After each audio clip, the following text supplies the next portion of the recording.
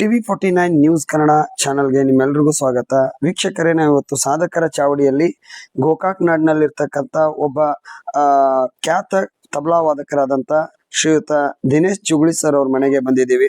So ಇವತ್ತು ಅವರ biography ಏನಿದೆ, ಅವರ ಸಾಧನೆಗಳೇನು, ಅವರು ಯಾವ ರೀತಿ ಒಂದು ಈ ನಾಡಿಗೆ ಒಂದು ಸೇವೆಯನ್ನು ಮಾಡಿದ್ದಾರೆ, ಅವ್ರು ಹೇಗೆಲ್ಲ ಕಲ್ತರು ಏನು ಅನ್ನೋದನ್ನ ಪೂರ್ತಿಯಾದಂಥ ಡೀಟೇಲ್ಸ್ ಜೊತೆಗೆ ಅವರ ಮನೆಗೆ ಬಂದಿದ್ದೀವಿ. ಸಂಪೂರ್ಣವಾದಂಥ ಒಂದು ಚಿತ್ರಣವನ್ನ ಸಾಧಕರ ಚಾವಡಿಯಲ್ಲಿ ಇಡ್ತಾ ಇದ್ದೀನಿ, ಬನ್ನಿ ನೋಡೋಣ. ಸರ್ ನಮಸ್ಕಾರ. ನಮಸ್ಕಾರ. ಬನ್ನಿ ಸರ್, ಬನ್ನಿ ಸರ್. ನಮಸ್ಕಾರ. ನಮಸ್ಕಾರ. ನಮಸ್ಕಾರ. TV49 ನ್ಯೂಸ್ ಕನ್ನಡಗೆ ಸ್ವಾಗತ. Thank you. ವೀಕ್ಷಕರೇ, ನಾವು ಇವತ್ತಿನ ದಿನ ಗೋಕಾಕ್ ನಾಡಿನಲ್ಲಿರ್ತಕ್ಕಂಥ ಖ್ಯಾತ ತಬಲಾ ವಾದಕರಾದಂತ ಶ್ರೀಯುತ ದಿನೇಶ್ ಜುಗುಳಿ ಸರ್ ಅವ್ರ ಮನೆಗೆ ನಾವು ಇವತ್ತು ಬಂದಿದ್ದೀವಿ. ಸೊ ಇವತ್ತು ತುಂಬಾ ಒಂದು ಸ್ವಾಗತದಿಂದ ನಮ್ಮನ್ನ ಬರಮಾಡ್ಕೊಂಡಿದ್ದಾರೆ. ಸೊ ಇವತ್ತು ಅವರೆಲ್ಲ ಯಾವ ರೀತಿ ಒಂದು ಈ ತಬಲಾನ ಕಲ್ತರು, ಮತ್ತೆ ಇದರಿಂದ ಅವರಿಗೆ ಏನ್ ಅನಿಸ್ತಾ ಇದೆ, ಅವ್ರ ಮನಸ್ಸಿಗೆ ನೆಮ್ಮದಿ ಎಷ್ಟು ಕೊಡ್ತಾ ಇದೆ, ಅವ್ರಿಗೆ ಎಷ್ಟು ಸಪೋರ್ಟ್ ಸಿಕ್ಕಿದೆ, ಜೊತೆಗೆ ಈ ನಾಡಿಗೆ ಅವರ ಕೊಡುಗೆ ಏನು ಅಂತಕ್ಕಂಥದ್ನೆಲ್ಲವನ್ನು ನಾವಿವತ್ತು ನಿಮಗೆ ಒಂದು ಸಾಧಕರ ಚಾವಡಿ ಅಂತಕ್ಕಂಥ ಒಂದು ನಮ್ಮ ಸ್ಪೆಷಲ್ ಎಪಿಸೋಡ್ ನಲ್ಲಿ ನಾವು ತಿಳಿಸ್ಕೊಡ್ತಾ ಇದ್ದೀವಿ ವೀಕ್ಷಕರೇ. ಸರ್, ಮೊದಲಿಗೆ ನಿಮ್ಮ ಒಂದು ಪರಿಚಯವನ್ನ ನಮ್ಮ ಜನತೆಗಾಗಿ ಮಾಡ್ಬೇಕಂತೇಳಿ ನಾನು ಕೇಳ್ಕೊಳ್ತಾ ಇದ್ದೀನಿ ಸರ್. ಎಲ್ಲರಿಗೂ ನಮಸ್ಕಾರ. TV49 ಅವರು ಒಂದು ಅದ್ಭುತ ಕೆಲಸ ಮಾಡ್ತಾ ಇದ್ದಾರೆ. ಅದೇನಪ್ಪಾ ಅಂತಂದ್ರ ಗೋಕಾಕ್ ಸುತ್ತಮುತ್ತಲಿನ ಎಲ್ಲಾ ಕಲಾವಿದರನ್ನ ಒಂದು ಬೆಳಕಿಗೆ ತರುವಂತ ಒಂದು ಕಾರ್ಯಕ್ರಮ ಏನೈತಿ, ಬಹಳ ಅದ್ಭುತವಾದ ಕಾರ್ಯಕ್ರಮ. ಎಷ್ಟೋ ಕಲಾವಿದರು ಬೆಳಕಿಗೆ ಬಂದಿಲ್ಲ, ಅಂತ ಒಂದು ಕಾರ್ಯಕ್ರಮವನ್ನು ನೀವು ಮಾಡ್ತಾ ಇದ್ದೀರಿ, ಬಹಳ ಸಂತೋಷ. ನನ್ನ ಹೆಸರು ದಿನೇಶ್ ಚಂದ್ರಶೇಖರ್ ಜುಗುಳಿ ಅಂತ. ನಾವು ಖುದ್ದು ಗೋಕಾಕದವರೇ. ಗೋಕಾಕದಲ್ಲಿ ನಮ್ದೆಲ್ಲ ಶಿಕ್ಷಣ ಎಲ್ಲ ಆಗಿದೆ. Okay sir. ಈ ಒಂದು ಗೋಕಾಕ್ ನಾಡಿನಲ್ಲಿ ಅನೇಕ ಒಂದು ಕಲಾವಿದರ ಒಂದು ಸಂಗಮ ಇದೆ ಅಂತಕ್ಕಂಥದ್ದು ನಿಮ್ಮೆಲ್ರಿಗೂ ಗೊತ್ತು ಸರ್. ಅಂತದ್ರಲ್ಲಿ ನೀವು ತಬಲಾನ ಕಲಿಬೇಕು ಅಂತ ಹೇಳಿ ನಿಮ್ಗೆ ಯಾವಾಗ ಅನಿಸ್ತು ಸರ್? ಯಾಕೆ ಕಲ್ತ್ರಿ? ನಾನು ಸಣ್ಣವಿದ್ದಾಗ ನಮ್ಮ ತಾಯಿಯವರು ಇಲ್ಲಿ ನಮ್ಮ ಶಂಕರಲಿಂಗುಡಿಯಲ್ಲಿ ಪುರಾಣ ಪ್ರವಚನ ಮಾಡ್ತಾರೆ. ಒಂದ್ ತಿಂಗಳ ಪ್ರವಚನ, ಪುರಾಣ, ಮಹಾತ್ಮರ ಒಂದು ಕಥೆಗಳನ್ನ ಅಲ್ಲಿ ಒಂದ್ ತಿಂಗಳು ನಡೆಸ್ತಾ ಇರ್ತಾರೆ. ಅಲ್ಲಿ ನನಗಿನ್ನ ಅಷ್ಟು ತಿಳುವಳಿಕೆ ಇದ್ರಿಕಿಲ್ಲ, ಅಷ್ಟು ಸಣ್ಣದಾಗಿಂದ ನಮ್ಮ ತಾಯಿಯವರು ಕರ್ಕೊಂಡು ಹೋಗ್ತಾ ಇದ್ರು. ಅವಾಗ ನಾನು ಅಲ್ಲಿ ಪುರಾಣಿಕರು ಏನ್ ಮಾಡ್ತಿದ್ರು, ಪುರಾಣ ಹೇಳುವಾಗ ಅಥವಾ ಅಲ್ಲಿ ಸಂಗೀತ ಅವರು ಪೇಟಿ ಬಾರಿಸ್ಕೊತ ಹಾಡ್ತಾ ಇದ್ದಾರೆ. ಅಲ್ಲಿ ತಬಲಾ ಕಲಾವಿದರು ಬರ್ತಾ ಇದ್ರು. ವಿಜಯ ದೊಡ್ಡಣ್ಣವ್ರ ಅಂತ ಅವರು ನಮ್ಮ ಗೊತ್ತು ಸರ್. ಕಲಾವಿದರು ಅವ್ರ ತಬಲಾ ಬಾರಿಸ್ತಿದ್ರು. ನಮಗೇನ ಅವಾಗ ಗೊತ್ತಿದ್ರಿಕಿಲ್ಲ. ಅವಾಗ ಪುರಾಣಕ್ಕೆ ಹೋಗಿ ಅಂದ್ರ ಅವ್ರ ಬಾಜುಕನ್ನ ಕೊಂಡಿರೋದು, ಅವ್ರ ತಬಲಾ ಬಾರಿಸೋದು ನೋಡುದು. ಅವು ಅಲ್ಲಿ ನೋಡಿ ಅದ್ ನಮ್ಮ ತಬಲಾದ ಒಂದು ಆಸಕ್ತಿ ಬಂತು. ಅವಾಗ ನಾವು ಕೇಳಿಕೆಸಿಂದ ಅಲ್ಲಿ ಹಾಡು ಏನಾರ ಒಂದ್ ಹಾಡು ಇತ್ತಂದ್ರ ಮನಿಗ್ ಬಂದ್ ಒಂದ್ ಎರಡು ಸಣ್ಣ ಡಬ್ಬಿ ತಗೊಂಡ್ ಬಡ್ಕೊತ ಕೊಂಡಿರೋದು, ಹಿಂಗ್ ಮಾಡ್ತಿದ್ರು. ಅಲ್ಲಿ ನಮ್ಮ ತಬಲಾ ಕಲಿಬೇಕು ಅನ್ನೋ ಒಂದು ಆಸಕ್ತಿ ಹುಚ್ಚು ಬೆಳೀತು. ಓಕೆ, ನೋಡಿದ್ರಲ್ಲ ವೀಕ್ಷಕರೇ, ಕಲಿಯುವಂತ ಹಂಬಲ ಅವ್ರಿಗೆ ಯಾವ ರೀತಿ ಇತ್ತು. ಮನೆಗ್ ಬಂದ್ಬಿಟ್ಟು 2 ಡಬ್ಬಿ ತಗೊಂಡು ಅದ್ರ ಮೇಲೆ ನುಡಿಸ್ಕೊಂಡು ತಬಲಾ ಕಲಿಬೇಕು ಅನ್ನೋ ಒಂದು ಆಸಕ್ತಿ ಅವರಲ್ಲಿ ಬಂತು. ಸರ್, ಯಾರ ಹತ್ರ ನೀವು ಈ ತಬಲಾ ಅಭ್ಯಾಸವನ್ನು ಮಾಡಿದ್ರಿ? ನಾನು ಅಲ್ಲಿ ದೊಡ್ಡಣ್ಣವ್ರು ತಬಲಾ ನುಡಿಸ್ತಾ ಇದ್ರಲ್ಲ, ಅವ್ರನ್ನ ನಾವು ಇಲ್ಲ ನನಗೂ ತಬಲಾ ಕಲಿಸ್ರಿ ಅಂತ ಅವ್ರನ್ನ ಕೇಳ್ತಾ ಇದ್ರು. ಅಂದ್ರೆ ವಿಶೇಷವಾಗಿ ದೊಡ್ಡಣ್ಣವ್ರ ಸರ್ ಅವರೇ ನಿಮ್ಮ ಪ್ರಥಮ ಗುರುಗಳು. ಅವಾಗ ಅವರು ಬೇರೆ ಕೆಲಸ ಮಾಡ್ತಾ ಇದ್ರು, ಹಂಗ ಪ್ರೈವೇಟ್ ಒಂದು ಇದ್ರೊಳಗೆ ಕೆಲಸ ಮಾಡ್ತಿದ್ರು. ನಾವು ಅವರು ರಿಲೇಷನ್ ಸಂಬಂಧಿಕರ ಆಗ್ಬೇಕು. ಅವಾಗ ಆಯ್ತಾಯ್ತಂತ ನಾನು ಅಗ್ದಿ ಸಣ್ಣವ. ಅವಾಗ ಅಂದ್ರ ತಬಲಾ ಕಲಿಬೇಕಂದ್ರ ಅದಕ್ಕೊಂದ್ ಏಜ್ ತಿಳುವಳಿಕೆ ಬೇಕಾಯ್ತು. ಬಹಳ ಸಣ್ಣ ಇರೋದ್ರಿಂದ ಅವ್ರು ನನಗೆ ಇದನ್ ಮಾಡ್ಲಿಲ್ಲ. ಅವಾಗ ಹಂಗ ದಿವ್ಸ ಹೋದ ನಂತರ ಇಲ್ಲಿ ವಿಜಯ ದೊಡ್ಡಣ್ಣವ್ರ ಗುರುಗಳು ಒಬ್ಬರದಾರ, ಪಂಡಿತ್ BC ದೇಗಾವ ಮಠ ಅಂತ. ಅವರು ನಮಗ್ ಪರಿಚಯ ಇದ್ರಿಕಿಲ್ಲ, ಗೊತ್ತಿದ್ರಿಕಿಲ್ಲ. ಹಾಗೆ ಒಬ್ರು ಹಿರಿಯರು ಏನ್ ಮಾಡಿದ್ರು, ನಮ್ಮ ಮನೆಗೆ ಬಂದಿದ್ರು. ಬಂದಾಗ ನನ್ನ ಆಸಕ್ತಿ, ತಬಲಾದ ಆಸಕ್ತಿ ನೋಡಿ ಎಲ್ಲ ಒಬ್ರು ಒಳ್ಳೆ ಗುರುಗಳದಾರ. ಮತ್ತ ಅವ್ರ ಕಡೆ ನೀವು ಹುಡುಗನ ಕಳಸ್ರಿ, ಚಲೋ ತಯಾರಾಕ ನಾವ ಬಾಳ ನಮಗ ಆಸಕ್ತಿ ಐತಿ, ಅದ್ರೊಳಗ ಇಂಟ್ರೆಸ್ಟ್ ಐತಿ. ಅದಕ್ಕ ಅವ್ರ ಕರ್ಕೊಂಡ್ ಹೋಗಿ ನಾವು ಬಹುಶಃ ಅವಾಗ 10ನೇ ವಯಸ್ಸು ಇರ್ಬೋದು, ಅಂದ್ರೆ 5ನೇ 5th ಸ್ಟ್ಯಾಂಡರ್ಡ್ ಹೋಗ್ತಾ ಇದ್ವಿ. ಅವಾಗಿಂದ ನಾವು ನಮ್ಮ ಇನ್ನ ಬಾಳ ಸಣ್ಣ ಇನ್ ತಬಲಾ ನೆಲಕ್ ತಿರ್ಕಿಲ್ಲ ನಮಗ ಅವಾಗ. ಓ, ಹಾ, ಅಷ್ಟು ಸಣ್ಣ ಇದ್ದಾಗಿನ ನಾವು ಒಟ್ಟು ಕಲಿಬೇಕಂತ ಅನ್ನೋಂತ ಹುಚ್ಚು. ಹುಚ್ಚು. ಹಾ ಆ, ನಮ್ಮ ಮನೆಯಲ್ಲಿ ಅವಾಗ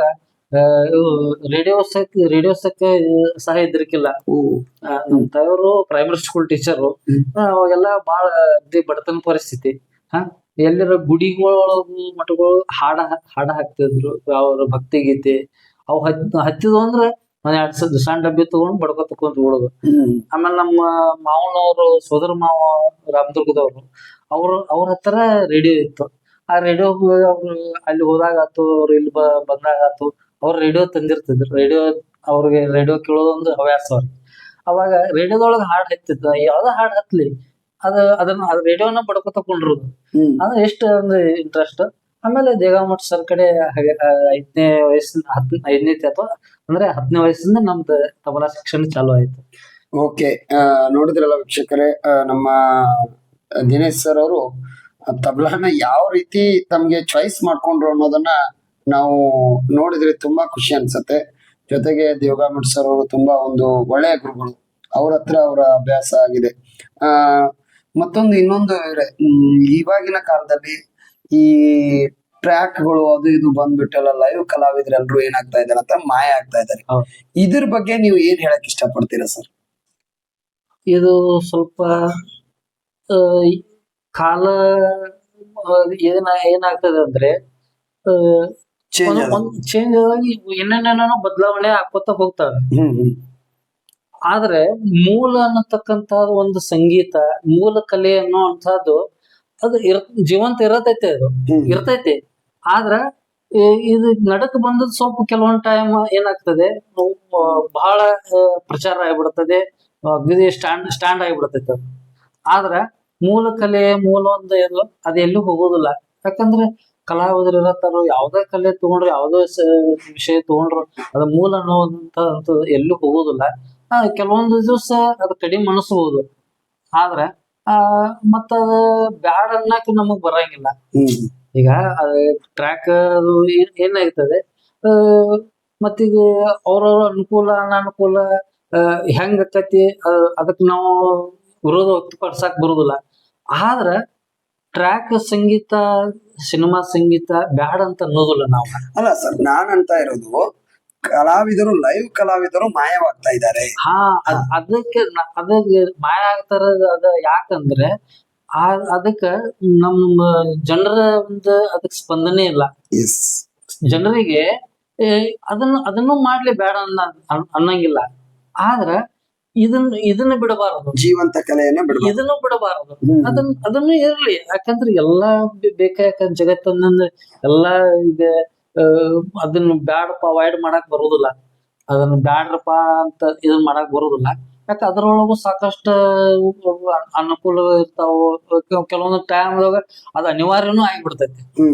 ಕೆಲವೊಂದ್ ಟೈಮ್ದೊಳಗ ಅನಿವಾರ್ಯನೂ ಆಗಿಬಿಡ್ತೈತಿ. ಅದಕ್ಕೆ ನಾವು ಆದ್ರ ಇದನ್ನ ಬಿಡಬಾರದು.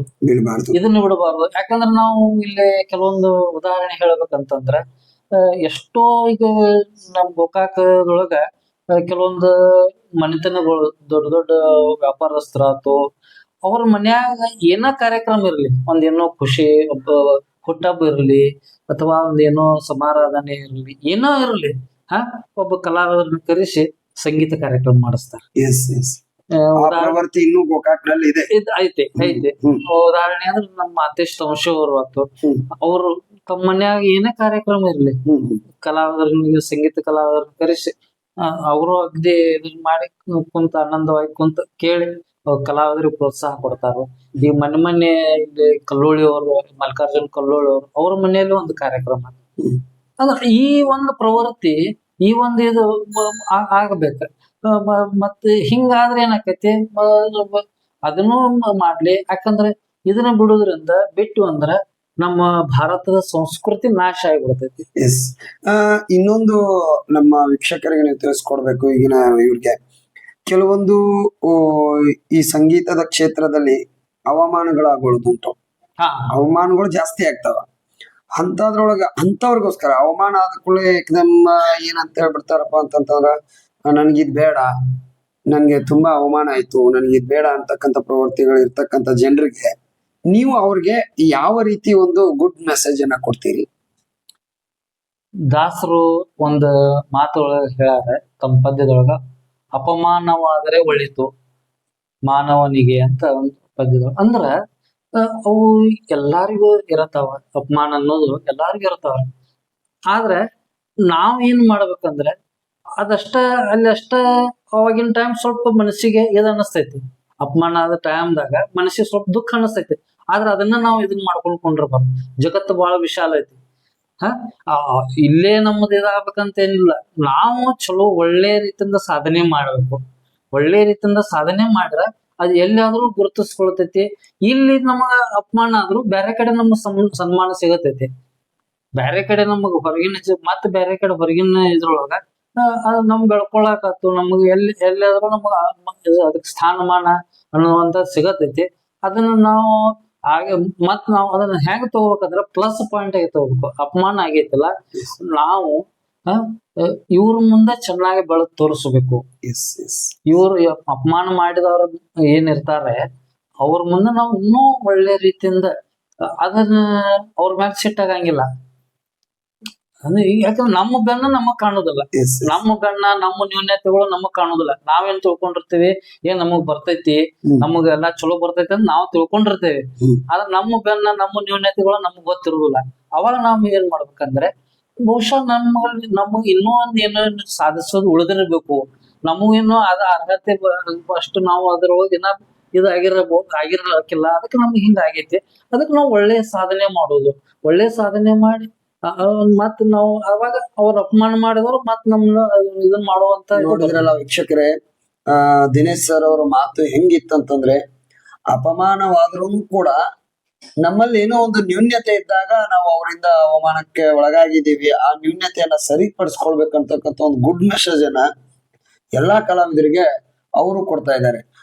ಸರ್, ನೀವು ಏನಂತಂದ್ರೆ ಕೆಲವೊಂದು ದೊಡ್ಡ ದೊಡ್ಡ ಗಾಯಕರಿಗಾಗ್ಲಿ, ಕೆಲವೊಂದು ದೊಡ್ಡ ದೊಡ್ಡ ಆರ್ಟಿಸ್ಟ್ಗಳಿಗಾಗ್ಲಿ ನೀವು ಸಾಥನ್ನ ಕೊಟ್ಟಿದ್ದೀರಿ. ಅಂತದ್ರಲ್ಲಿ ನಿಮಗೆ ನಾನು ಖುಷಿ ಅನ್ಸಿದ್ದು, ನಾನು ಇಂಥವ್ರ ಜೊತೆಗೆ ನಾನು ಸಾಥ್ ಕೊಟ್ಟಿದ್ದೀನಿ ಅಂತಕ್ಕಂಥ ಯಾವ್ದಾದ್ರು ಪ್ರಸಂಗಗಳಿದೆಯಾ ಸರ್? ನನಗೆ ನಮ್ಮ ಮೊದಲನೇದಾಗಿ ಇಲ್ಲಿ ಪ್ರಾಥಮಿಕವಾಗಿ ದಿಗಾಮಠ ಗುರುಗಳ ಹತ್ರ ನಾವು ಅಭ್ಯಾಸ ಮಾಡಿದ್ವಿ. ಆಮೇಲೆ ಧಾರವಾಡಕ್ಕೆ ಪಂಡಿತ ರಘುನಾಥ್ ನಾಕೋಡ್ ಅಂತ ಅಂತಾರಾಷ್ಟ್ರೀಯ ಕಲಾವಿದರು, ಉತ್ತಮ ದರ್ಜೆ ಟಾಪ್ ಆರ್ಟಿಸ್ಟ್ ಅಂತ ಪಂಡಿತ್, ಅವ್ರ ಹತ್ರ ಸ್ವಲ್ಪ ಅಭ್ಯಾಸ ಮಾಡಿದೀನಿ ನಾನು. ಓಕೆ, ನೋಡ್ರಿ, ನಾಕೋಡ್ ಮನೆತನ ಅಂತಂದ್ರ ತಬಲಾಕ್ಕೆ ಹೆಸರಾಗಿರ್ತಕ್ಕಂಥ ಮನೆತನ. ಆ ಮನೆತನದಲ್ಲೂ ಕೂಡ ಆ ಮನೆತನದ ಒಂದು ಛಾಯೆ ಕೂಡ ಈ ಒಂದು ದಿನೇಶ್ ಸರ್ ಅವ್ರ ಮೇಲೆ ಬಿದ್ದಿದೆ ಅಂತಂದ್ರ ಅದು ಏನಪ್ಪಾ ಅಂತಂದ್ರ ಒಂದು ಸಾಧನೆನೇ ಹೌದು. ಸರ್, ನಿಮಗೆ ಯಾವಾಗ್ಲಾದ್ರು ನಿಮ್ಮ ಜೀವನದ ಒಂದು ಸಂಗೀತದ ಕೆರಿಯರ್ ನಲ್ಲಿ ನಿಮ್ಗೆ ನನ್ಗೆ ಇವತ್ತು ಸಂಗೀತನೇ ಬೇಡಪ್ಪ, ಇದು ಯಾಕೋ ನನ್ಗೆ ಇದರಿಂದ ಹಿಂಗ ಆಗ್ತಾ ಇದೆ ಅಂತಕ್ಕಂಥ ಘಟನೆಗಳು ಏನಾದ್ರು ಆಗಿದೆಯಾ ಅಥವಾ ಇಲ್ಲ? ಅದು ಆಗಿದಾವೆ, ಬಹಳಷ್ಟು ಆಗಿದಾವೆ, ಬಹಳಷ್ಟು ಆಗ್ತಾವು. ಆದ್ರೆ ಏನು ಮಾಡಕ್ಕಾಗಿಲ್ಲ. ಯಾಕಂದ್ರ ಜಗತ್ತಂದ ಮೇಲೆ ನಮ್ಮನ್ನ ಪ್ರೀತಿಸೋರು ಇರ್ತಾರೋ, ನಮ್ಮನ್ನ ದ್ವೇಷಿಸೋರು ಇರ್ತಾರೋ. ಹೊರಗ ಪ್ರೀತಿಯಿಂದ ಮಾತಾಡ್ತಿರ್ತಾರ, ಒಳಗಿಂದೊಳಗ ದ್ವೇಷ ಮಾಡ್ತಿರ್ತಾರ. ಆಮೇಲೆ ಕೆಲವೊಬ್ರು ಒಳಗ ಪ್ರೀತಿ ಇಟ್ಟುಕೊಂಡಿರ್ತಾರ, ಹೊರಗ ರಫ್ ಆಗಿ ಮಾತಾಡ್ತಿರ್ತಾರ. ಆದ್ರೆ ಅವು ಅಪಮಾನ ಕೆಲವೊಮ್ಮೆ ಆಗಿರ್ತಾವ, ಹಾಕವು. ಆದ್ರೆ ಏನು ಮಾಡಕ್ ಆಗಂಗಿಲ್ಲ. ಆಯ್ತಪ್ಪ, ನಮ್ದ ಏನಾರ ಒಂದು ಫಾಲ್ಟ್ ಇರ್ಬೋದು, ಇರ್ಲಿ, ಅದಕ್ಕೆ ನಾವು ಇದನ್ನ ಮಾಡೋದು ಬೇಡ. ನಮ್ಮದೊಂದು ಏನ್ ಗುರಿ ಐತಿ, ನಮ್ಮದೊಂದು ಏನೈತಿ, ಅದನ್ನು ನಾವು ಇದು ಬ್ಯಾಡಪ್ಪ ಅಂತ ಬಿಡಂಗಿಲ್ಲ. ಇದು ಅಪಮಾನ ಆಗೈತಿ, ಬ್ಯಾಡಪ್ಪ ಅಂತ ಬಿಟ್ರೆ ಅದ ಬಿಟ್ಟು ಅಂದ್ರೆ ಅದನ್ನ ನಮ್ಮನ್ನ ಬಿಟ್ಟು ಬಿಡ್ತೈತಿ. ಎಂತ ಒಳ್ಳೆ ಮಾತು ನೋಡಿ ಇವ್ರೆ. ಜೊತೆಗೆ ಸರ್, ಏನಂತಂದ್ರೆ ನೀವು ಇಲ್ಲಿವರೆಗೆ ಸುಮಾರಾಗಿ ನಿಮ್ಮ ಒಂದು ತಬಲಾ ಕೆರಿಯರ್ ನಲ್ಲಿ ಸುಮಾರು ಎಷ್ಟು ಫಂಕ್ಷನ್ ನೀವು ಮಾಡಿರ್ಬೋದು ಅಂದಾಜು? ಒಂದ್ 2000 ಮೇಲ್ಪಟ್ಟು ಇರ್ಬೋದು. ನೋಡಿ, 2000 ಮೇಲ್ಪಟ್ಟು ಒಂದು ಪ್ರೋಗ್ರಾಮ್ಸ್ ಗಳನ್ನ ಕೊಟ್ಟಿರುವಂತ ಹಿರಿಯ ಕಲಾವಿದ್ರು ಅಂತ ಅನ್ಬೋದು. ಮತ್ತೆ ಸರ್, ನಿಮ್ಗೆ ಏನಾದ್ರು ಗೌರ್ಮೆಂಟ್ ನಿಂದ ಏನಾದ್ರು ನಿಮ್ಗೆ ಈಗ ಬರ್ತಕ್ಕಂತ ಒಂದು ಸಹಾಯ ಸವಲತ್ತುಗಳು ಏನಾದ್ರು ನಿಮ್ಗೆ ಬಂದಿದೆಯಾ ಇಲ್ಲಿವರೆಗೂ? ಸರ್ಕಾರದಿಂದ ಹಾಗೇನು ಸವಲತ್ತು ನಾವು ಪಡೆದಿಲ್ಲ. ವೀಕ್ಷಕರೇ, ಇದನ್ನ ನಾವು ನೇರವಾಗಿ ಏನಪ್ಪಾ ಅಂತಂದ್ರೆ ಎಲ್ಲಾ ಮಾಧ್ಯಮದವ್ರಿಗೆ ತಿಳಿಸ್ತಾ ಇದ್ದೀವಿ. ಇಂಥ ಕಲಾವಿದರಿಗೆ ಸರ್ಕಾರ ನೇರವಾಗಿ ಅದಕ್ಕೆ ಇರ್ತಕ್ಕಂಥ ಒಂದು ಇಲಾಖೆ, ಕನ್ನಡ ಮತ್ತು ಸಂಸ್ಕೃತಿ ಇಲಾಖೆ, ಅವ್ರು ಯಾಕೆ ಇಂಥ ಕಲಾವಿದರನ್ನ ಮನೆ ಮನೆಗೆ ಹೋಗಿ ಹಂಟಿಂಗ್ ಮಾಡಿ ಅವ್ರಿಗೆ ಸರ್ಕಾರದಿಂದ ದೊರೀತಕ್ಕಂಥ ಎಲ್ಲ ಒಂದು ಸವಲತ್ತುಗಳನ್ನ ಕೊಡಬೇಕು ಅನ್ನೋದು ನಮ್ದು TV49 ನ್ಯೂಸ್ ಕನ್ನಡದಿಂದ ಒಂದು ಮನವರಿಕೆ ಅಂತಕ್ಕಂಥದ್ದು ನಾವು ಹೇಳ್ತಾ ಇದೀವಿ. ಸರ್, ನಿಮ್ಗೆ ಬಂದಿರ್ತಕ್ಕಂಥ ಇಲ್ಲಿವರೆಗೆ ಯಾವ್ದಾದ್ರು ಪ್ರಶಸ್ತಿಗಳು ಅದು ಏನಾದ್ರು ಸಿಕ್ಕಿದೆಯಾ ಸರ್ ನಿಮ್ಗೆ? ವಿಚಾರ ಮಾಡಿದ್ರೆ ಪ್ರಶಸ್ತಿಗಳು ಒಂದು ಪ್ರೀತಿಯಿಂದ ಕೊಡ್ತಕ್ಕಂತ ಒಂದು ಅದೊಂದು ಇದು ಇವ್ರು ನಮ್ಮವರು, ನಮ್ಮ ಕಲಾವಿದರು ಅನ್ನುವಂತ ಪ್ರೀತಿಯಿಂದ ಒಂದು ಕೊಡ್ತಕ್ಕಂತ ಒಂದು ಔಪಚಾರಿಕತೆ ಅದು. ಹಾಗೆ ಬಹಳ ಕೆಲವೊಂದು 3-4 ಸಿಕ್ಕಾವೆ. ಆದ್ರೆ ನನ್ನ ದೃಷ್ಟಿ ಒಳಗ ಆ ಪರಮಾತ್ಮ ತಬಲಾ ಕಲಾವಿದ ಅಂತ ಒಂದ್ ಏನ ಕೊಟ್ಟ ಕಳಿಸನು, ಅದು ಎಲ್ಲಕ್ಕಿಂತ ಹೆಚ್ಚಿನ ಪ್ರಶಸ್ತಿ. ಅದು ಇದ್ರಲಿಲ್ಲ ಅಂದ್ರೆ ಬೇರೆ ಯಾವ ಪ್ರಶಸ್ತಿ ನಮ್ಗೆ ಸಿಗತ್ತಿರ್ಕಿಲ್ಲ. ತಬಲಾ ಇವ ತಬಲಾ ಕಲಾವಿದ, ನಮ್ಮ ಕೈಯೊಳಗ ತಬಲಾ ಅಕ್ಷರಗಳನ್ನ ನೀನು ಬರೆದು ಕಳಿಸಾನು ದೇವ್ರ. ತಬಲಾ ಅನ್ನುವಂಥದ್ದು ಒಂದ್ ಏನ್ ಇದು ಕೊಟ್ಟು ತಬಲಾ ಕಲಾವಿದ ಅಂತ ಏನ್ ಕೊಟ್ಟ ಕಳಿಸೋನು, ಇದೆಲ್ಲಕ್ಕಿಂತ ಹೆಚ್ಚಿನ ಪ್ರಶಸ್ತಿ. ಹಾಗೆ ಗೋಕಾಕದ ಇಲ್ಲಿ ನಮ್ಮ ಭಾವ ಸಂಗಮ್ ಅಂತ ಆಗ್ತಾ ಇತ್ತು. ಅವರು 2 ಸರಿ ನಮ್ಗೆ ಪ್ರಶಸ್ತಿ ಕೊಟ್ಟು ಅವರು ಸನ್ಮಾನ ಮಾಡಿದ್ದಾರೆ. ಆಮೇಲೆ ಅರ್ಬನ್ ಬ್ಯಾಂಕ್ನವರು, ಅವರು 3ನೇ ವರ್ಷದ ಕಾರ್ಯಕ್ರಮ ಇತ್ತು ಗೋಕಾಕ್ ಅರ್ಬನ್ ಬ್ಯಾಂಕ್. ಅಲ್ಲಿ ಗೋಕಾಕದ ಎಲ್ಲಾ ಕಲಾವಿದರನ್ನ ಕರೆದು ಅವರು ಪ್ರಶಸ್ತಿ ಕೊಟ್ಟು ಸನ್ಮಾನ ಮಾಡಿದರು. ಆಮೇಲೆ ಸಂಸ್ಕೃತಿ ಇಲಾಖೆ ಒಬ್ರು ಭರತ್ ಕಲಾಚಂದ್ ಅಂತ, ಅವರು ತಮ್ಮ ಒಂದು ಕ್ಷೇತ್ರದಿಂದ ಧುಳಗನವಾಡಿಯಿಂದ ಅವರು ಸಹಯೋಗದೊಳಗ ಬೆಂಗಳೂರು ಸಂಸ್ಕೃತಿ ಇಲಾಖೆ ಎಲ್ಲ ಇಬ್ರು ಸಹಯೋಗದೊಳಗ ಕರ್ನಾಟಕ ಕಲಾಶ್ರೀ ಅಂತ ಒಂದು ಪ್ರಶಸ್ತಿ ಕೊಟ್ಟಿದ್ದಾರೆ. ಆಮೇಲೆ ಇವರು ಕೊಪರಟ್ಟಿ ಬಸವರಾಜ ಸ್ವಾಮಿಗಳು ಅವರು ಒಂದು ಪ್ರಶಸ್ತಿ ಕೊಟ್ಟಿದ್ದಾರೆ. ಹೀಗೆ ಸಣ್ಣ ಸಣ್ಣ ಪ್ರಶಸ್ತಿ. ಅಂದ್ರೆ ನಿಮ್ಮ ತಕ್ಕ ಮಟ್ಟಿಗೆ ನಿಮಗೆ ಪ್ರಶಸ್ತಿಗಳು ಕೂಡ ಲಭಿಸಿದೆ. ಆದ್ರೆ ಪ್ರಶಸ್ತಿಗೋಸ್ಕರ ನಾವು ಬದುಕಬಾರ್ದು, ನಮ್ಗೆ ದೇವರೇ ಒಂದು ಪ್ರಶಸ್ತಿ, ಒಂದು ಟ್ಯಾಗ್ ಲೈನ್ ಅನ್ನ ಕೊಟ್ಟಿದ್ದಾನೆ ಅಂತಕ್ಕಂಥ ಒಂದು ಅದ್ಭುತ ಮಾತನಾಡಿದ್ರಿ ಸರ್. ನೀವು ತಬಲಾನ ಈಗ್ಲೂ ಕೂಡ ಏನಂತ, ಅದಕ್ಕಿಂತ ಮುಂಚೆ ನಾನೊಂದು ಪ್ರಶ್ನೆ ಕೇಳ್ಬೇಕು ಸರ್. ಇದು ನಿಮ್ದು ಫುಲ್ ಟೈಮ್ ಇದೆನಾ ಅಥವಾ ನೀವು ಬೇರೆ ಏನಾದ್ರು ಜಾಬ್ ಮಾಡ್ತೀರಾ ಸರ್? ನಾನು ಮೊದಲ ಒಂದು ಪ್ರೈವೇಟ್ ಒಂದು ಇದ್ರೊಳಗೆ ಕೆಲಸ ಮಾಡ್ತಾ ಇದ್ದೆ. ಯಾಕೋ ನನಗೆ ಅದು ಸ್ವಲ್ಪ ಬ್ಯಾಡ ಅನಿಸಾಕಿತ್ತು. ಅದಕ್ಕೆ ಇದನ್ನ ಸ್ವಲ್ಪ ಫುಲ್ ಟೈಮ್ ಈಗ ಒಂದು 3-4 ವರ್ಷ ಆಯ್ತು ಎಲ್ಲಿ ಬೇರೆ ಕಡೆ ಎಲ್ಲಿ ಮಾಡಂಗಿಲ್ಲ. ಫಂಕ್ಷನ್ಸ್, ಆಮೇಲೆ ಮನಿಗೆ ಯಾರ ತಬಲಾ ಕಲಿಸ್ರ ಅಂದ್ರೆ ಬಂದ್ ಮನ್ಯಾಗ ಕ್ಲಾಸಸ್. ಈಗ ತಬಲಾ ಕ್ಲಾಸಸ್ ತಗೋತೀರಿ ಅಂದ್ರೆ ಎಷ್ಟು ಜನರ ಶಿಷ್ಯಂದಿರಿದ್ದಾರೆ ಸರ್ ಈಗ ಪ್ರೆಸೆಂಟ್ ಆಗಿ? ಅದು ತಬಲಾ ಕಲಿಯೋ ಮಂದಿ ಬಹಳ ಕಡಿಮೆ.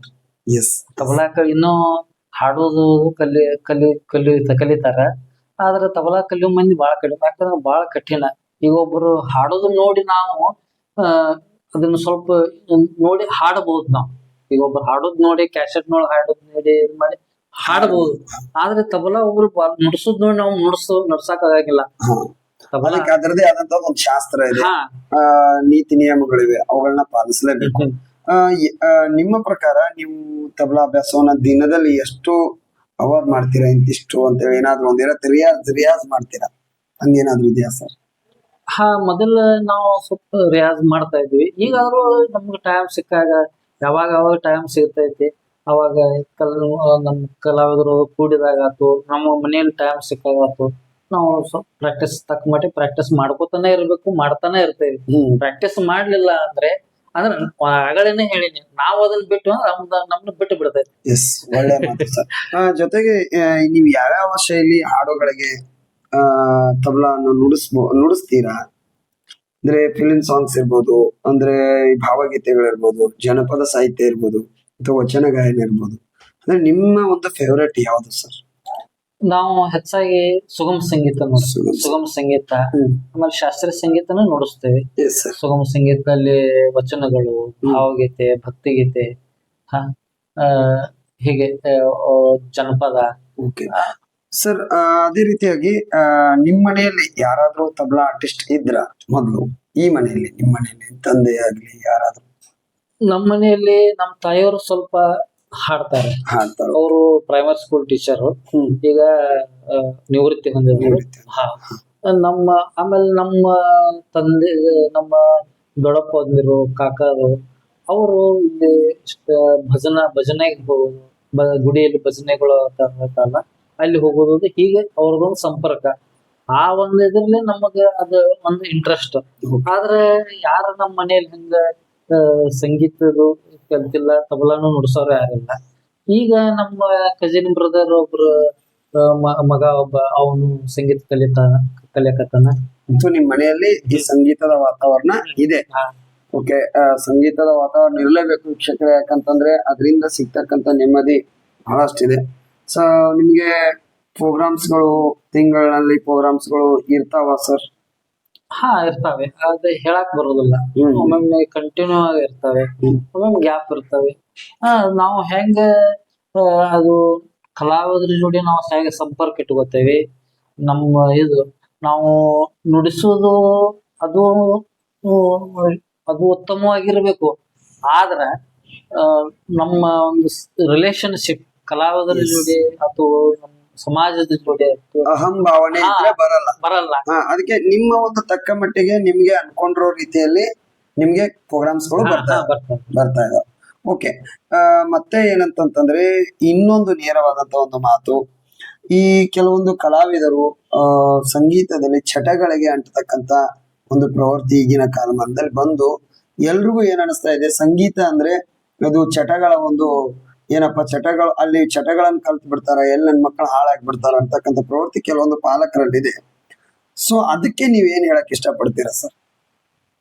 ಅದು ನೋಡ್ರಿ, ಅದು ಮೊದ್ಲಿಂದ ಅದ ಕಲಾವಿದರಿಗೆ ಏನಾಗ್ತಾ ಇದೆ ಅಂದ್ರೆ, ಕಾರ್ಯಕ್ರಮ ಊರಿಗೆ ಅಡ್ಡಾಡೋದು, ಆಮೇಲೆ ಟೈಮ್ ಟು ಟೈಮ್ ಊಟ ಆಗಂಗಿಲ್ಲ, ನಿದ್ದೆ ಆಗಂಗಿಲ್ಲ. ಆಮೇಲೆ ಅಲ್ಲಿ ಒಂದು ಇದು ವಾತಾವರಣನ ಒಂಥರ ಕೆಲವೊಂದು ಸಂಗತಿ ಫಲವಾಗಿ ಚಟಗಳು ಬೀಳ್ತಾವ. ಆದ್ರೆ 90% ಅಂದ್ರೆ ಬಹಳ ಮಂದಿ ಕಲಾವಿದರು ಪಾಪ ಅವು ಚಟಗಳಿಗೆ ಅಲ್ಲ ಸರ್, ಇರ್ಲಿ, ನಾನ್ ಹೇಳೋದು ನಿಮ್ಮ ಒಂದು ಇದ್ರ ಪ್ರಕಾರ ಅದನ್ನ ಮಾಡಬಾರ್ದು ಅನ್ನೋ ಮೆಸೇಜ್ ಅನ್ನ ಕೊಡ್ತೀರಾ ಹೆಂಗೆ? ಮಾಡ್ಲೇಬಾರದು. ಮಾಡಿದ್ರುನು ಅದು ಸ್ವಲ್ಪ ಲಿಮಿಟ್ ನಲ್ಲಿ ಇದ್ರೆ ಒಳ್ಳೇದು. ಈಗ ಯಾವುದೇ ಆದ್ರೂ ಅತಿ ಆದ್ರ ಅಮೃತ ಸಹ ವಿಷ ಆಗ್ತೈತೆ ಅಂತ. ಈಗ ಅಮೃತ ಚಲೋಪ ಅಂತ ಬಾಳ ತಗೊಂಡ್ರ ಅದು ಸುಖ ವಿಷ ಆಗ್ತದೆ. ಅದಕ್ಕ ಇವು ಅವು ಸ್ವಲ್ಪ ಅಗ್ದಿ ಲಿಮಿಟ್ ನಲ್ಲಿ ಇದ್ರೆ ಏನ್ ಇದಾಗೋದಿಲ್ಲ. ಮತ್ತೆ ಲಿಮಿಟ್ ಮೀರಿ ಬಹಳ ಅತಿಯಾಗಿ ಚಟಗಳಿಗೆ ಅಂಟ್ಕೊಂಡ್ ಬಿಟ್ರೆ ಅವು ಹಾನಿ ಮಾಡ್ತೇವೆ. ಮೊನ್ನೆ ಮಾತು ಮಾಡ್ಲೇಬಾರದು.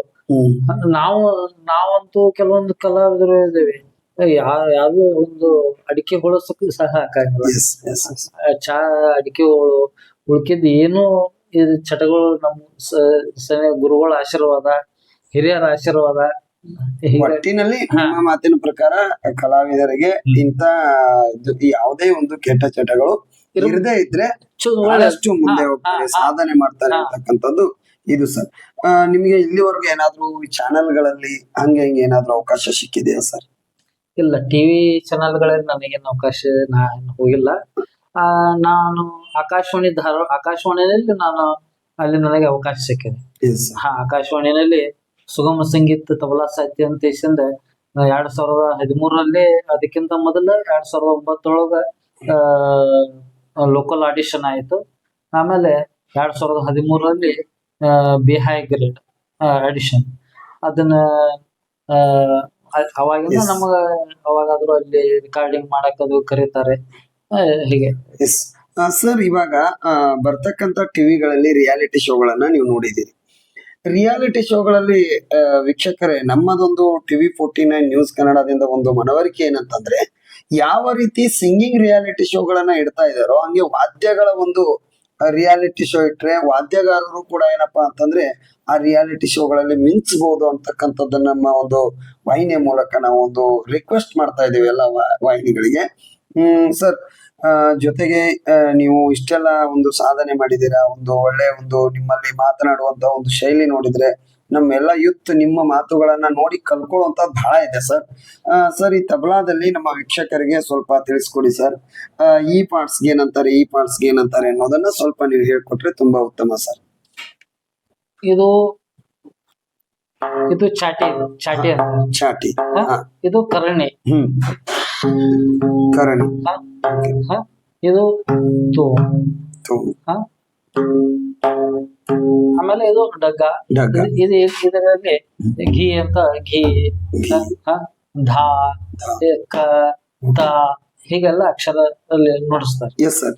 ಇವಾಗಿನ ಒಂದು ಟ್ರೆಂಡ್ ಗೆ ಸರ್ ಇದು ಇದ್ರ ಕಾಸ್ಟ್ ಏನಿರ್ಬೋದು ಸರ್? ಈಗ ಒಂದು ಒಳ್ಳೆ ತಬಲಾ ತಗೋಬೇಕಾದ್ರೆ ಎಷ್ಟು ಏನು ಇರ್ಬೋದು ಸರ್? ಒಳ್ಳೆ ತಬಲಾ ತಗೋಬೇಕಂದ್ರೆ ಒಂದು 15,000 ರೂಪಾಯಿ. 15,000 ಒಳ್ಳೆ ತಬಲಾ ಇರ್ಬೋದು ಸರ್. ಮತ್ತೆ ನಾನು ಇನ್ನೊಂದು ಕೇಳ್ಪಟ್ಟಿದ್ದೀನಿ ಸರ್, ಏನಂತಂದ್ರೆ ಪ್ರತಿಯೊಂದು ಶ್ರುತಿಗೂ ಒಂದು ತಬಲಾ ಇರುತ್ತೆ. ಹೌದು ಹಾ, ಹೌದು ಅದು ನಿಜಾನ ಸರ್? ಹೌದು ಹೌದು. ಎಸ್. ಪ್ರತಿಯೊಂದು ಈಗ ಆ, ಈ ಕರೆ ಒಂದು, ಬೆಳೆ ಒಂದು, ಹೀಗೆ ಪ್ರತಿಯೊಂದು ಶ್ರುತಿಗೂ ಪ್ರತಿಯೊಂದು ಸಪರೇಟ್ ಆಗಿ ತಬಲಾ ಇರ್ತವೆ. ಬಹಳ ಅಂದ್ರೆ ಒಂದು ಅರ್ಧ ಮನಿ ಹೆಚ್ಚು ಕಡಿಮೆ ಮಾಡಬಹುದು ನಾವು. Yes sir. ಈಗ ಕರೆ ಒಂದ್ರ ತಬಲಾ ಇದೆ ಅಂದ್ರೆ ಅದಕ್ಕಿಂತ ಒಂದು ಅರ್ಧ ಮನಿ ಕಡಿಮೆ ಮಾಡಬಹುದು ಅಥವಾ ಅರ್ಧ ಮನಿ ಹೆಚ್ಚು ಮಾಡಬಹುದು. ಎಸ್ ಅದಕ್ಕಿಂತ ಹೆಚ್ಚು ಕಡಿಮೆ ಮಾಡಕ್ ಬರಂಗಿಲ್ಲ. Yes sir. ಮತ್ತೆ ತಬಲಾದಲ್ಲಿ ವಿಶೇಷವಾಗಿ ತಾಳಗಳ ಒಂದು ಹೆಸರುಗಳಿದೆ ಸರ್.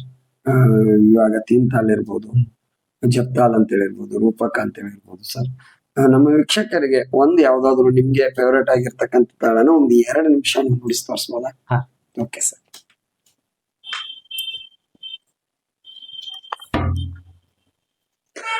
ನೋಡಿ ವೀಕ್ಷಕರೇ, ಇವಾಗ ಖ್ಯಾತ ಒಂದು ತಬಲಾ ವಾದಕರಾದಂತ ದಿನೇಶ್ ಜುಗಳಿ ಸರ್ ಅವರು ನಿಮಗೋಸ್ಕರ ಒಂದು ನಿಮಿಷ ಅಥವಾ 2 ನಿಮಿಷದ ಒಂದು ಝಲಕನ್ನ ತೋರಿಸಲಿದ್ದಾರೆ. ಎಲ್ರು ನೋಡಿ ಖುಷಿ ಪಡಿ. ನಾನಂತೂ ಖುಷಿ ಪಡ್ತಾ ಇದ್ದೀನಿ. Okay sir. ಎಲ್ಲರಿಗೂ ನಮಸ್ಕಾರ. ಈಗ ತಾಲ್ ತಿಂತಾದಲ್ಲಿ ಒಂದು ಚಕ್ರಧಾರ ನುಡಿಸ್ತಾ ಇದ್ದೇನೆ. ನಮ್ಮ ಗುರುಗಳ ಆಶೀರ್ವಾದ.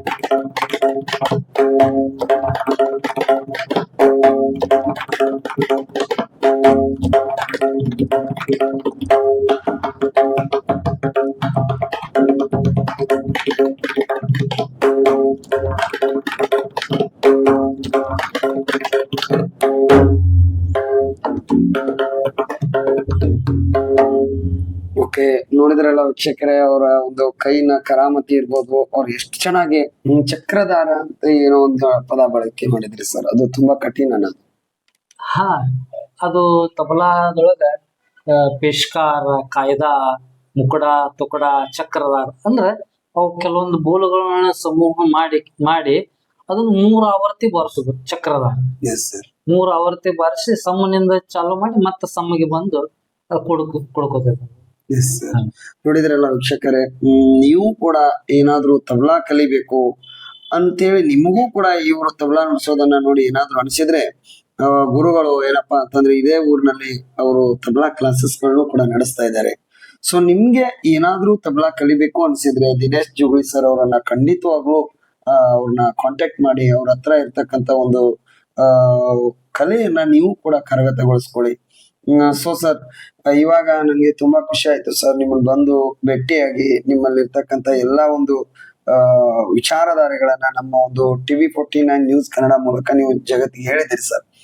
ನನ್ಗೆ ಇನ್ನೊಂದು ಪಟ್ಟೆ ಸರ್, ನಾನು ನಿಮ್ ತಾಯಿಯವ್ರು ಏನೋ ಒಂದು ಹಾಡ್ತಾರೆ ಅಂತ ಹೇಳ್ಬಿಟ್ಟು ಅವ್ರನ್ನೊಂಚೂರು ಈ ಒಂದು ವೇದಿಕೆಗೆ ಕರೆಸಿದ್ರೆ ನಿಮ್ಗೆ ತುಂಬಾ ಅನುಕೂಲ ಆಗ್ತಿತ್ತು ಸರ್.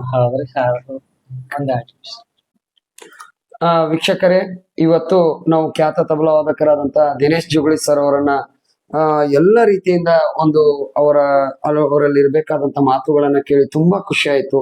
TV49 ನ್ಯೂಸ್ ಕನ್ನಡ ಇದ್ರ ಬಗ್ಗೆ ತುಂಬಾ ಚೆನ್ನಾಗಿ ವರದಿ ಮಾಡ್ತಾ ಇದೆ. ಸೊ ಇವತ್ತು ನನಗೆ ಇನ್ನೂ ಒಂದು ಖುಷಿ ಏನಪ್ಪಾ ಅಂತಂದ್ರೆ, ಅವರ ಮಾತೋಶ್ರೀ ಅವರು ಇವತ್ತು ನಮ್ಮ ಒಂದು ಚಾನೆಲ್ ನಲ್ಲೂ ಕೂಡ ಅವ್ರನ್ನೂ ಕೂಡ ನಾವು 1-2 ಮಾತುಗಳನ್ನ, ಮನದಾಳದ ಮಾತುಗಳನ್ನ ಕೇಳ್ಬೇಕಂತೇಳಿ ಇವತ್ತು ಅವ್ರನ್ನೂ ಕೂಡ ಕರೆಸಿದ್ದೇವೆ. ನಮಸ್ಕಾರ. ನಮಸ್ಕಾರ. ನಿಮ್ಗೆ ಈಗ ವಯಸ್ಸೆಷ್ಟು? ನಮ್ಗೆ 75. 75 ವರ್ಷಗಳನ್ನ ಪೂರೈಸಿದಂತ ಅವರ ಮಾತೋಶ್ರೀ ಅವರಿಗೆ ನಮ್ಮ TV49 ನ್ಯೂಸ್ ಕನ್ನಡ ಚಾನೆಲ್ ವತಿಯಿಂದ ನಮಸ್ಕಾರಗಳನ್ನ ಮೊದಲು ಅರ್ಪಿಸ್ತಾ ಇದೀವಿ. ನಿಮ್ಮ ಹೆಸರು ಮತ್ತು ನಿಮ್ ಮಗ ಅವರು ಈಗ ತಬಲಾದಲ್ಲಿ ಒಂದು ಉತ್ತಮ ಸಾಧನೆಯನ್ನು ಮಾಡಿದ್ದಾರೆ. ನಿಮ್ಗೆ ಏನ್ ಅನಿಸ್ತಾ ಇದೆ? ನಮ್ಗ ಅದು ಬಾಳ ಖುಷಿ ಆಗೈತ್ರಿ. ಹಾ ಯಾಕಂದ್ರ ನಮ್ಮ ಮನೆತನದೊಳಗ ಯಾರು ಇರ್ಲಿಲ್ಲ ಕಲಾವಿದ್ರು, ಆದ್ರೂ ಪರಮಾತ್ಮನ ಒಂದು ಆಶೀರ್ವಾದದಿಂದ ಮುಂದ್ ಬಂದಾನಂದ್ರ ಅದರಿಂದ ನಮಗ್ ಬಾಳ ಖುಷಿ ಐತಿ. ನೋಡಿ ವೀಕ್ಷಕರೇ, ಸಂಗೀತ ಕಲಿಯುವವರ ಸಂಖ್ಯೆನೇ ಕಡಿಮೆ ಆಗ್ತಾ ಇದೆ. ಯಾಕಪ್ಪ ಅಂತಂದ್ರೆ ಇಂಟ್ರೆಸ್ಟ್ ಕಡಿಮೆ ಆಗಿ ಅಂತದ್ರಲ್ಲಿ ಏನೋ ಒಂದು ವರ ಸಿಕ್ಕ ಹಾಗೆ ನಮ್ಮ ಮಗ ನಮ್ಗೆ ಸಿಕ್ಕಿದಾನೆ, ಅವ್ರದ್ರಿಂದ ನಮ್ಗೆ ಬಹಳ ಖುಷಿ ಆಗ್ತಾ ಇದೆ ಅಂತಕ್ಕನ್ನೋದು. ಯಾಕಂತಂದ್ರೆ 1000 ಜನ ಕಲಾವಿದರು, 1000 ಜನ ಆಡಿಯನ್ಸ್ಗೋಸ್ಕರ, ಲಕ್ಷಾಂತರ ಆಡಿಯನ್ಸ್ಗೋಸ್ಕರ ಕಾಯ್ತಾ ಇರ್ತಕ್ಕಂಥ ಸಮಯದಲ್ಲಿ ಇವತ್ತು ಅವ್ರ ಮಾತೋಶ್ರೀ ಅವರಿಗೆ ಒಂದು ದೊಡ್ಡ ಏನಪ್ಪಾ ಅಂತಂದ್ರೆ ಒಬ್ಬ ಅಭಿಮಾನಿಯಾಗಿ ಹೇಳ್ತಾ ಇದ್ದಾರೆ ಅಂತಂದ್ರೆ ಇದಕ್ಕಿಂತ ದೊಡ್ಡದಾಗಿರ್ತಕ್ಕಂಥ ಒಂದು ವಿಚಾರ ಯಾವುದೂ ಇಲ್ಲ. ನಿಜವಾಗ್ಲೂ ದಿನೇಶ್ ಸರ್ ಅವರು ತುಂಬಾನೇ ಅದೃಷ್ಟವಂತರು ಅಂತ ಹೇಳ್ಬೋದು. ಅಮ್ಮಾಜಿ ಅವ್ರೆ, ನೀವು ಏನೋ ಒಂದು ಜಾಬ್ ಮಾಡ್ತಾ ಇದ್ರಿ ಅಂತ ಹೇಳಿ ಕೇಳ್ಪಟ್ಟೆವು, ಏನ್ ಮೇಡಮ್? ನಾವ್ ಪ್ರೈಮರಿ ಸ್ಕೂಲ್ ಟೀಚರ್ ಇದ್ದೀವ್ರಿ. ಹಾ ಹಾ, ಒಟ್ಟ 31 ವರ್ಷ ಸರ್ವಿಸ್ ಮಾಡಿದೀವಿ. Very good. ಹಾ 27 ವರ್ಷ ಇಲ್ಲೇ ನಮ್ಮ GNS ಸ್ಕೂಲ್ ಒಳಗ್ ಮಾಡಿದೀವಿ. ಹ್ಮ್ ಮುಂದ ಟ್ರಾನ್ಸ್ಫರ್ ಆಗಿ ಮಾಲ್ದಿನಿ ಒಳಗ ಅಲ್ಲಿ 4 ವರ್ಷ ಸರ್ವಿಸ್ ಮಾಡಿ ಅಲ್ಲೇ ರಿಟೈರ್ ಆಯ್ತು. ಒಟ್ಟ 31 ವರ್ಷ ಸರ್ವಿಸ್ ಆಗೈತ್ರಿ. ಓಕೆ. ಎಲ್ರಿಗೂ ಒಂದು ಆಸೆ ಇರುತ್ತೆ ಮಾತೋಶ್ರೀ ಅವರೇ, ಏನಂತಂದ್ರೆ ನಮ್ಮ ಮಕ್ಕಳು ಇಂಜಿನಿಯರ್ ಆಗ್ಬೇಕು, ಡಾಕ್ಟರ್ ಆಗ್ಬೇಕು, ಅದಾಗ್ಬೇಕು, ಇದಾಗ್ಬೇಕು ಅಂತ ಒಂದು ಆಸೆಗಳು ನಿಮ್ಮಲ್ಲಿ ಏನಾದ್ರು ದಿನೇಶ್ ಅವ್ರ ಬಗ್ಗೆ ಇತ್ತ? ನನಗ್ ನೋಡ್ರಿ, ಅವ ಅವ ಅವನ್ ಇಚ್ಛಾ ಏನೈತಿ ಅದಾಗ್ಲಿ. ನಾವ್ ಯಾವ್ದು ಒತ್ತಾಯಿಲೆ ನಾವ್ ಇದನ್ನ ಮಾಡು ಅಂತ ಹೇಳಿ ಯಾವಾಗ ಮನಸ್ನಾಗೂ ತಗೊಳ್ಳಿಲ್ಲ, ಮಾಡ್ಬಾರ್ದು. ಮಾಡಾಕನು ಹಚ್ಚಲಿಲ್ಲ. ಹ್ಮ್. ಅವಾಗ ಏನ್ ಇಂಟ್ರೆಸ್ಟ್ ಇತ್ತು ಅದನ್ನ ಮಾಡಿದ. ಅವಾಗ ತಗೊಳ್ಳೋದನ್ನ ಇಂಟ್ರೆಸ್ಟ್ ಇತ್ರಿ. ಹ್ಮ್. ಮತ್ತೆ ಟೆಕ್ಸ್ಟೈಲ್ ಒಂದ್ ಮಾಡಿದ. ಆದ್ರ ಮಿಲ್ಗಳಲ್ಲಿ ಸ್ವಲ್ಪ ದಿವಸ ಮಾಡಿದ ಸರ್ವಿಸ. ಆದ್ರ ಅವ್ರ ಪ್ರೈವೇಟ್ ಮಿಲ್ಗಳನ್ನ ಅಂದ ಕೂಡಲೇ ಸ್ವಲ್ಪ ಪ್ರಾಬ್ಲಮ್ ಬಂದ್ಬಿಟ್ಟ. ಮುಂದೆ ತಬಲಾದೊಳಗನ ಮುಂದ್ ಬಂದ್ರಿ. ನೋಡಿದ್ರಲ್ಲ ವೀಕ್ಷಕರೇ, ಈ ಒಂದು ಇದರಲ್ಲಿ ಸಮಯದಲ್ಲಿ ಎಲ್ರು ಏನಪ್ಪಾ ಅಂತಂದ್ರೆ ನನ್ ಮಗ ಅದೇ ಆಗ್ಬೇಕು, ಇದೇ ಆಗ್ಬೇಕು, ನನ್ ಮಗ ಡಾಕ್ಟರ್ ಆಗ್ಬೇಕು, ನನ್ ಮಗ ಇಂಜಿನಿಯರ್ ಆಗ್ಬೇಕು ಅಂತ ಹೇಳ್ಬಿಟ್ಟು ಅವರ ಒಂದು ಆಶೆ ಆಕಾಂಕ್ಷೆಗಳನ್ನ ನೋಡದೇನೆ ನಾವು ಅವ್ರಿಗೆ ಫೋರ್ಸಬಿಲಿಟಿ ಏನಾನೋ ಮಾಡಿ ಅವ್ರ ಜೀವನದಲ್ಲಿ ಏನೂ ಸಾಧನೆ ಮಾಡಕ್ಕಾಗದೆ ಇರ್ತಕ್ಕಂಥ ಸಂಗತಿಗಳು ಇವ್ ನಡೆದಿದೆ. ಆದ್ರೆ ಅಮ್ಮಾಜಿ ಅವ್ರು ಏನ್ ಹೇಳ್ತಾರಪ್ಪ ಅಂತಂತಂದ್ರೆ, ನನ್ನ ಮಗನ ಒಂದು ಆಶೆ ಏನಿದೆಯೋ ಅದನ್ನ ನಾವು ಪೂರೈಸಿದೀವಿ ಅಂತಕ್ಕಂಥ ಮಾತು ಒಂದು ಒಳ್ಳೆ ಮಾತು. ನಿಮ್ಗೆ ಸಂಗೀತ ಅಂದ್ರೆ ಇಷ್ಟನಾ? ನನ್ಗೂ ಬಾಳ ಇಷ್ಟ ರೀ ಸಂಗೀತ ಅಂದ್ರ. ಆದ್ರ ನಮ್ ಸಂಗೀತ ಕಲಿಯುವಂತ ಒಂದ್ ಅನುಕೂಲ ಇರ್ಲಿಲ್ಲ, ನಾವ್ ಕಲಿಲಿಲ್ಲ. ಹಂಗ ಸ್ಕೂಲ್ಗಳಲ್ಲಿ ಹಾಡ್ತಾ ಮಾಡ್ತಾ ಒಟ್ ಹಾಡ್ಕೋತ ಇದ್ದೇವ್ರಿ. ಅದ ಅಷ್ಟ ನಮ್ದು. ಓಕೆ. ನಮ್ಮ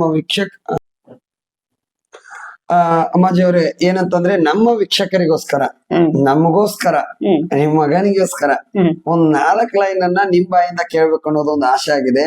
ಒಂದ್ 4 ಲೈನ್ ಯಾವ್ದಾದ್ರು ಒಂದು ವಚನ ಇರ್ಬೋದು, ಏನೇ ಇರ್ಬೋದು, ಯಾವ್ದೇ ಇರ್ಬೋದು, ಒಂದು ಹಾಡಿ. ಹಾಡ್ತೀನಿ. ನಾನು ಒಂದ್ ವಚನನ ಹಾಡ್ತೇನ್ರಿ.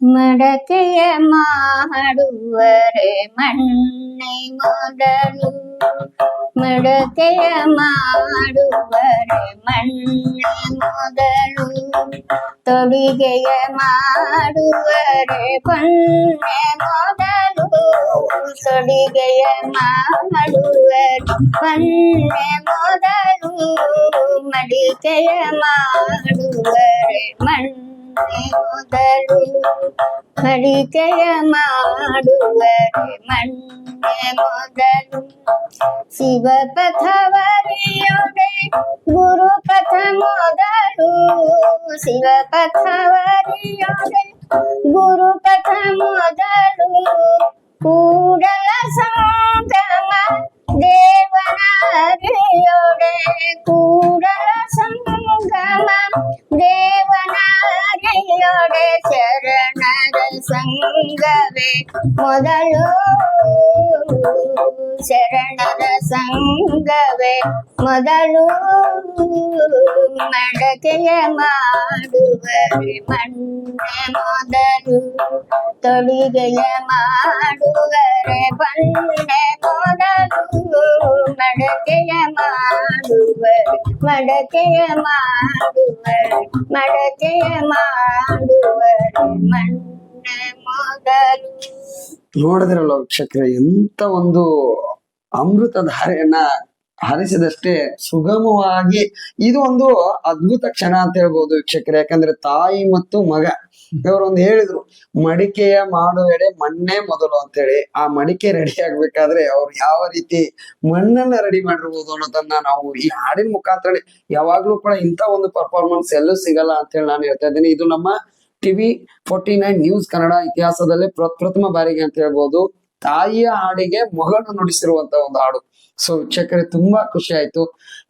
ಈಗಿನ ಒಂದು ಕಲಿಯುವಂತ ಮಕ್ಕಳಿಗಾಗ್ಲಿ ಅಥವಾ ಸಂಗೀತ ಕಲಿಯುವಂತ ಮಕ್ಕಳಿಗಾಗ್ಲಿ ನಿಮ್ಮ ಒಂದು ಮಾತು ಏನಿದೆ ಅನ್ನೋದನ್ನ ಒಂದೆರಡು ಮಾತಿನಲ್ಲಿ ಹೇಳಿ. ಎಲ್ಲರೂ ಸಂಗೀತ ಅನ್ನೋದು ಒಂದು ದೇವಲೋಕದ ವಿದ್ಯೆ ಇದ್ದಂಗ್ರಿ. ಅದು ದೇವಲೋಕದ ವಿದ್ಯೆ. ಅದನ್ನ ಎಲ್ಲಾರು ಕಲಿತ್ರ ಅದರಿಂದ ಅವ್ರಿಗೂ ಲಾಭ, ಮತ್ತ ಸಮಾಜಕ್ಕೂ ಲಾಭ, ಕೇಳುವವರಿಗೂ ಲಾಭ. ಅದಕ್ಕ ಎಲ್ಲಾರು ಆದಷ್ಟು ಸಂಗೀತ ಕಲೀಲಿ ಅನ್ನೋದು ನನ್ನ ಆಸೆ. ಓಕೆ ನೋಡಿ, ನಮ್ಮ ಒಂದು ವೀಕ್ಷಕರಿಗೆ ಒಂದು ಒಳ್ಳೆ ಮಾತನ್ನ ಅವರು ಕೊಟ್ರು. ಏನಪ್ಪಾ ಅಂತಂದ್ರೆ ಸಂಗೀತದಿಂದ ಆರಾಧನೆ ಮಾಡೋದ್ರಿಂದ ಮನಸ್ಸಿಗೆ ಶಾಂತಿ ಸಿಗುತ್ತದೆ, ಸಮಾಜಕ್ಕೆ ಒಳ್ಳೆಯದಾಗುತ್ತದೆ, ನೀವೆಲ್ಲರೂ ಸಂಗೀತವನ್ನ ಕಲೀರಿ ಅಂತಕ್ಕಂಥ ಮಾತನ್ನ ಹೇಳಿದ್ದಾರೆ. ಸೊ ವೀಕ್ಷಕರೇ, TV49 ನ್ಯೂಸ್ ಕನ್ನಡ ಸಾಧಕರ ಚಾವಡಿಯ ಈ ಒಂದು ಸ್ಪೆಷಲ್ ಎಪಿಸೋಡ್ ನಲ್ಲಿ ನಾವು ಇವತ್ತು ಏನಪ್ಪಾ ಅಂತಂದ್ರೆ ದಿನೇಶ್ ಜುಗಳಿ ಅಂತಕ್ಕಂಥ ಒಬ್ಬ ಖ್ಯಾತ ತಬಲಾ ವಾದಕರ ಒಂದು ಮನೆಗೆ ಬಂದು ಅವರ ಒಂದು ಸಂಪೂರ್ಣ ಒಂದು ಮಾತುಗಳ ಮನದಾಳದ ಮಾತುಗಳನ್ನ ನಾವು ಕೇಳಿದೀವಿ. ಸೊ ಜೊತೆಗೆ ಅವರ ಮಾತೋಶ್ರೀ ಅವರು ಕೂಡ ಉತ್ತಮವಾದಂತ ಸಂಗೀತಗಾರರು. ಅವ್ರದ್ದು ಕೂಡ ಎಲ್ಲ ಮಾತುಗಳನ್ನು ಕೇಳಿ ನಮಗೆ ತುಂಬಾ ಒಂದು ಖುಷಿ ಆಯ್ತು. ಸೊ ನೀವು ಎಲ್ಲ ಈ ಒಂದು ಎಪಿಸೋಡ್ ಅನ್ನ ಇಷ್ಟ ಪಡ್ತೀರಾ ಅಂತಕ್ಕಂಥದ್ನ ಹೇಳ್ತಾ ಇದ್ದೀನಿ. ಸೊ ಮುಂದಿನ ದಿನಮಾನಗಳಲ್ಲಿ ನಾವು ಇನ್ನೂ ಒಂದು ಪ್ರಖ್ಯಾತ ಕಲಾವಿದರ ಒಂದು ಎಪಿಸೋಡ್ ಜೊತೆಗೆ ನಿಮ್ಮ ಮುಂದೆ ನಮ್ಮ TV49 ನ್ಯೂಸ್ ಕನ್ನಡ ಚಾನೆಲ್ ಬರ್ತಾ ಇದೆ. ಈ ಒಂದು ಕಲಾವಿದರಿಗೆ ನಿಮ್ಮೆಲ್ಲರ ಆಶೀರ್ವಾದ, ಮತ್ತೆ ಏನಪ್ಪಾ ಅಂತಂದ್ರೆ ಈ ಕಲಾವಿದರ ಬಗ್ಗೆ ನಾನು ಈ ಒಂದು ನಮ್ಮ ಚಾನೆಲ್ ಮುಖಾಂತರ ಹೇಳ್ತಾ ಇದ್ದೀನಿ. ಕಲಾವಿದರು ಉತ್ತಮವಾಗಿರ್ತಕ್ಕಂಥ ಕಲಾವಿದರಿದ್ದಾರೆ. ಅವರಿಗೆ ನಿಮ್ಮ ಊರುಗಳಲ್ಲಿ ನಡೀತಕ್ಕಂಥ ಯಾವುದೇ ಕಾರ್ಯಕ್ರಮ ಸಮಾರಂಭಗಳಲ್ಲಿ ಅವರನ್ನ ಆಹ್ವಾನಿಸಿ ಒಂದು ಒಳ್ಳೆಯ ಗೌರವವನ್ನ ಕೊಡಿ. ಜೊತೆಗೆ ಜೀವಂತ ಕಲೆಯನ್ನ ಉಳಿಸ್ತಕ್ಕಂಥ ಒಂದು ಕಲಾವಿದರಿಗೆ ಇವತ್ತಿನ ದಿನ ಸರ್ಕಾರ ಮತ್ತು ಸರ್ಕಾರೇತರ ಜೊತೆಗೆ ಎಲ್ಲ ವಾಹಿನಿಗಳು ಕೈ ಜೋಡಿಸಿ ಅವರೊಂದಿಗೆ ನಿಲ್ಬೇಕು ಅಂತಕ್ಕಂಥದ್ದನ್ನ ಹೇಳ್ತಾ ನನ್ನ ಒಂದು ಸ್ಪೆಷಲ್ ಎಪಿಸೋಡ್ ಅನ್ನ ಮುಗಿಸ್ತಾ ಇದ್ದೀನಿ. ನಮಸ್ಕಾರ.